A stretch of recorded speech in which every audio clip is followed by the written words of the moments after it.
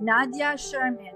And after that, I informed my office that I was shot, one in my neck. She was brutally attacked by a mob, around 30-40 men in the street in 2013. In 2024, she was shot by police. When I read about PTSD and other things, I read that not being fearful is trauma. Many more were shot by shotgun, 5 journalists were killed. So I was being beaten almost for 20 to 25 minutes. The media you were working for, they refused to pay your bills at the hospital. They didn't pay any bill, not a single penny. I remember when we met in 2015, you said that you knew from middle school, so very young, that you wanted to be a journalist. Journalism is like an oxygen to me. If I cannot do journalism, it's like I'm dying. So it is my life, it is my dream, and I cannot be out of that dream. Welcome to Not Silent Podcast. In Bangladesh, journalism has become life-threatening. Reports are beaten, shot, arrested, and killed for doing their jobs. For women journalists, the risk is even higher. Nadia Sharmeen has lived this twice. She was brutally attacked by a mob in Islamist groups where 30 men attacked her simply because she was doing her job as a woman journalist. Years later, in 2024, she was shot by police while covering student protests. For her courage, Nadia was awarded the International Woman of Courage Award by the U.S. Department of State. But recognition did not bring protection. Today, Nadia tells her story in her own words: what happened, what it cost, and why she refuses to be silent. Nadia, welcome to my podcast. Thank you. Thank you, Xharra. And it's really nice to be in your podcast and see you after a long time. Yes, we've met in 2015 when we both received this award. Back at the time, I already knew about the attack that happened against you while you were covering that event. Can you take us back? What happened, first of all, in 2024? Because recently we are seeing a major attack on media outlets, individuals. So can you tell us a bit what happened? You've been shot by the police back in July 2024. Yes, it was the first day of the violent protest, I would say, because from that day, the extreme violence started and many more were killed. And that on that, I was in Jathrabari. It is a part of Dhaka, our capital city, and I was covering the protest where the protesters were on one side. They were burning the bridges and they lit the fire there and protesting against the police, and the police were on the other side. They were trying to stop them. So that was the situation. They were in face-to-face situation, in a very conflicting situation. We were behind the police, our team, and of course other journalists. We were behind the team of the police, and suddenly the protesters who were on the opposite side of that road, they started approaching at the front. But the police, at first, they went backward. We also went backward, and they were shooting all over. They are called bullets. They are smaller than bullet, but they are also part of bullet. Those bullets come one in my neck over here, just under the neck. My bulletproof jacket was over here, and just after that, it was hit, and another was hit over here in my arm, and another was in my foot. And after that, I informed my office that I was shot, and I tried to get out of that situation at that moment, because being shot, it was not a wise decision to be there, and my office also instructed me to take that treatment. So I went outside of that situation, going backward, and taking my car, I went to a hospital, Dhaka Medical College Hospital, and there they did some X-ray and other things, and they confirmed me that the bullet which was hit in my neck, it was still inside, and the one in my arm, that was also inside. The one which hit my feet, it made weight outside. It was automatically removed. So then I went to another hospital because a lot of injured people were coming at that hospital in Dhaka Medical where I was taking the first treatment, and I thought it was not a wise decision to take treatment there because the doctors were treating many more heavily injured people apart from me, and it was a worse situation. So many more were shot by shotgun and other things. A lot of injured people were there. So I went to a private hospital, and in that private hospital I take the further treatment, and there the peel from my hand, it was also removed. But this one, it went very inside and they couldn't remove it. They told me to take some time before removing it or trying to remove it because it is very much dangerous and it is really some nerves that can kill me. So they told not to do the operation right now. So I took my unit, the camera and other things to my office then, and I gave my colleague some instructions about how to report on that, what I got, and what are the footages I got there in Jatrabari where the clash was taking place. And then I went home. After that, the situation went more chaotic. I was shot in about 12:30 to 1 p.m. and my colleague from another outlet, news outlet, online news, Dhaka Times, I think, Mehdi was shot on that very place and he was killed. He died. He couldn't survive. I survived. It was my luck, but he couldn't. It was the first incident of a journalist getting killed on that July protest. And after that, almost four journalists were killed. And so the total was five journalists. Five journalists were killed within that. From 18th, I was shot in 18th July, and the protest carried on till 5th of August. So within this period, five journalists died, and many more were injured. Almost about 250 or more were injured from different, not only after being shot, but also being beaten or being harassed many times. As they were harassed by different parties, and that also created a message among our journalists. Nadia, I remember when we first met and you describe us how you've been attacked by around 30, 40 men in the street in 2013.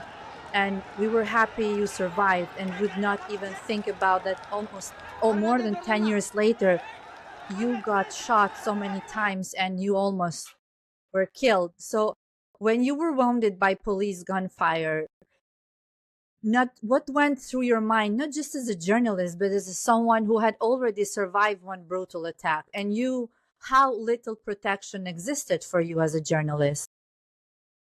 Just at the moment I was shot, I was surprised. I was kind of in denial. I couldn't believe that I was being shot. I called another journalist colleague of mine and told me, "Can you check what happened here? I just felt something, but I don't know for sure what is this." He came here and after checking, he told me that it was a injury, a gunshot, a pellet shot, and I was thinking this also happened to me. I can also be shot. What more I need to face? You are courageous. You, for many years now, be reporting crime and in the environment that it's not easy, and especially being woman. Can you take us back for our viewers and listeners in 2013, what you were reporting and who attacked you? In 2013, I was attacked. It was the 6th of April, and Islamist group from Bangladesh, they were protesting against they have some ideas about religion and social norms and justices, and they were protesting against that. They had a procession there. I was a crime reporter there, and I was covering as a replacement reporter. Someone else was covering at the morning, and I was in replacement of that duty over there. And what my duty was is to watch the whole situation and take a look if anything bad happens or any clashes happened, or otherwise just keep and watch. So I was doing that. At that very moment, some people came to talk with me, and we were talking normally. And suddenly, two or three people they came to me and they started accusing a journalist being one-sided, and they started asking why I am there as a. They started screaming and they started attacking me, saying that no woman can enter in that place. And it was not something they demanded before. I covered that very teams or that Islamist groups events before, and they never asked me to not to be there. Being a woman, almost about 3 to 4 times they pushed me on the ground and they started hitting me with their legs, their hands, and whatever they could. And before that, they started throwing full water bottles full of water and other things. I don't know. I was just getting hit on the backside and I couldn't look back because someone was dragging me to get on the other side who was apparently helping me. And then I realized after he took my mobiles that he was from that team who were attacking. And after being thrown down to ground for 3 or 4 times and being beaten by 30 to 40 men were in circle. After that circle, in the wider circle, they were almost at 50 to 60 persons. So I had no way of going out from there. Some of my colleagues were whose offices were nearby. They came to rescue me. So I was being beaten almost for 20 to 25 minutes, and then they those who came to rescue me, they uh, somehow took me to another shelter place and they cordoned me. The police they came after a few minutes and they also cordoned in a bigger row.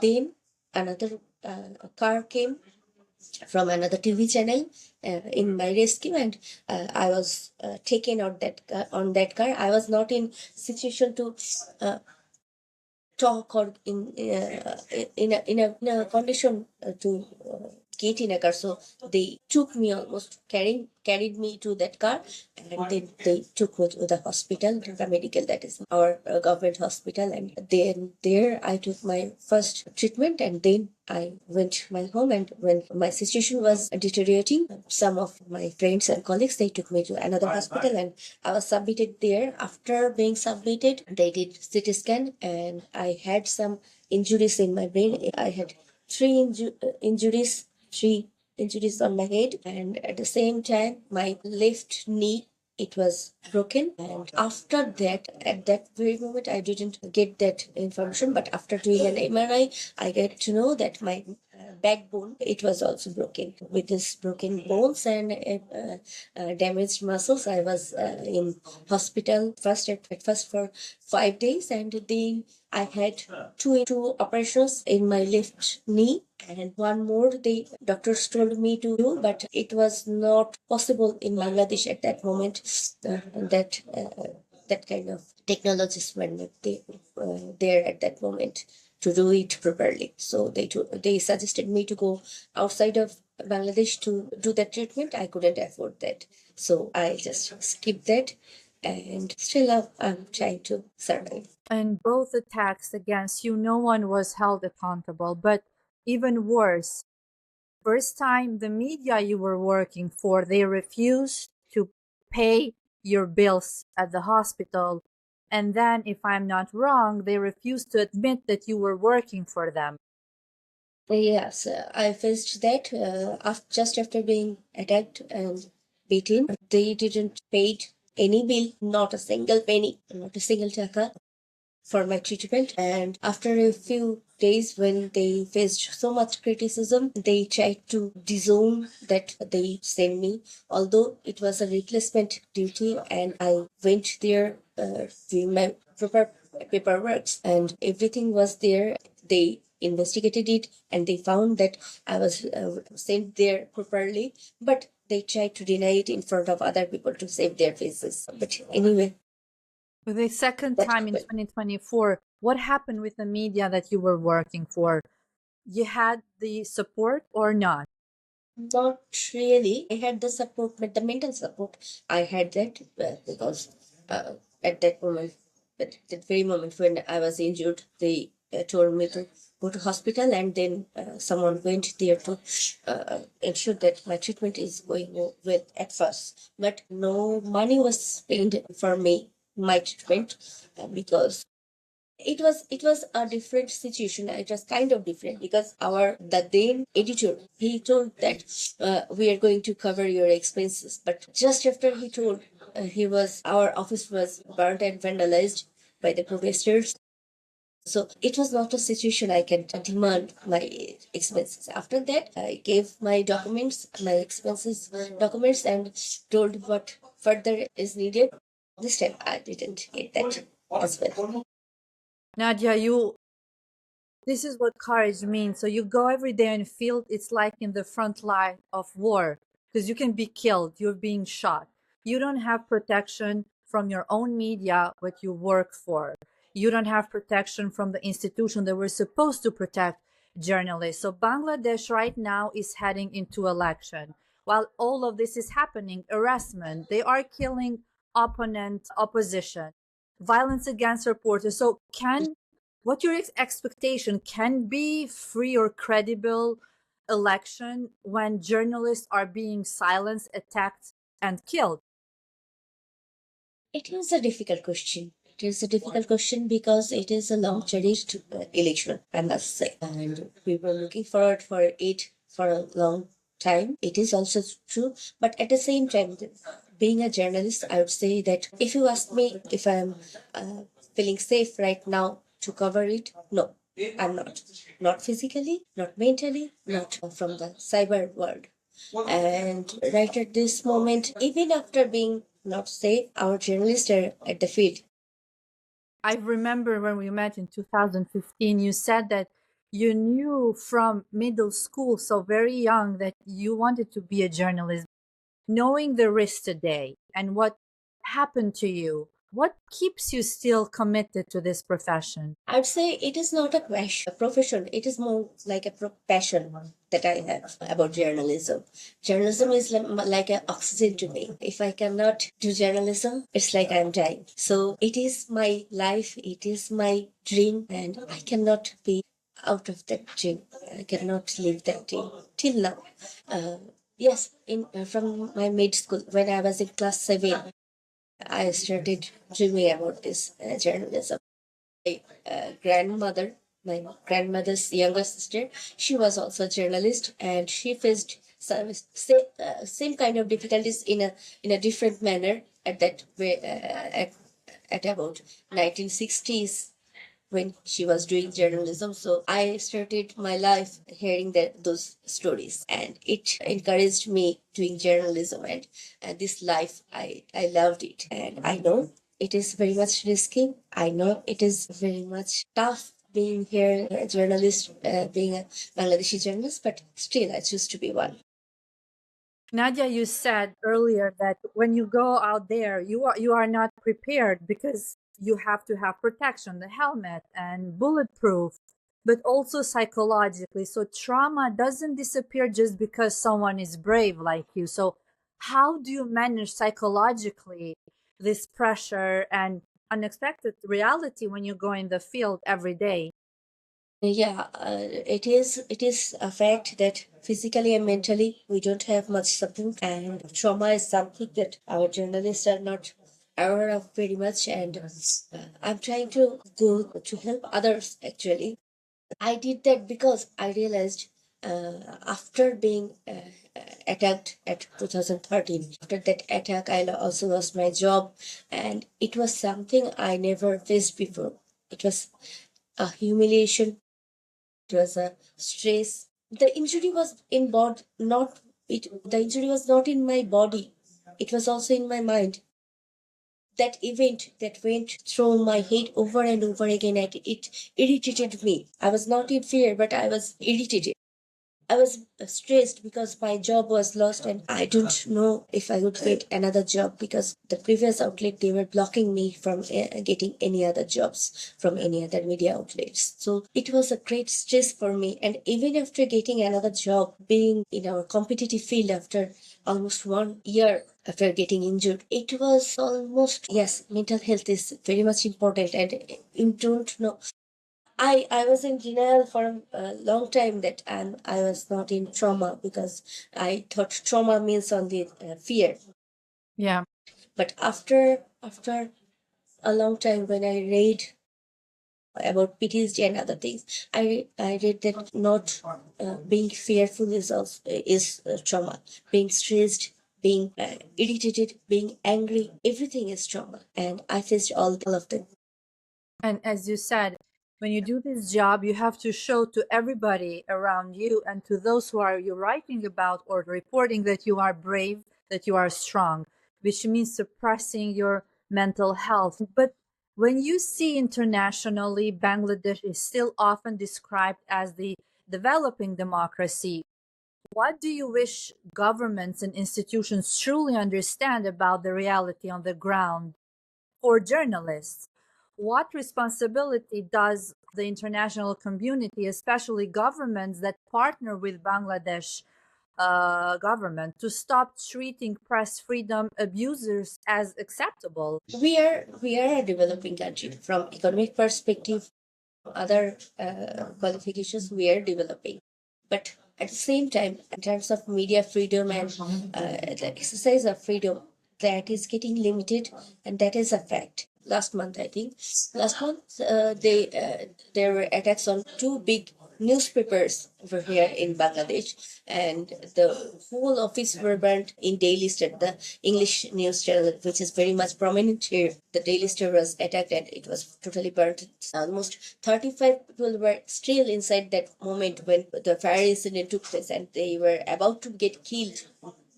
They were in the rooftop, but the mob that was created in front of that, they couldn't let a fire service, just like us, they couldn't let a fire service people to get in to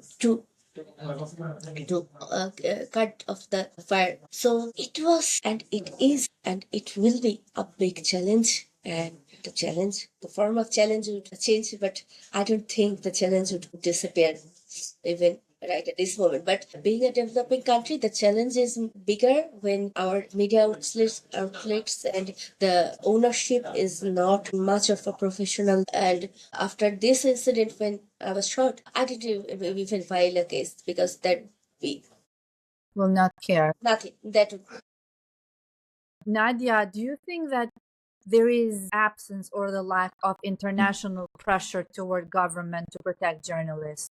Do you feel like international authorities are not pressing government enough to protect media?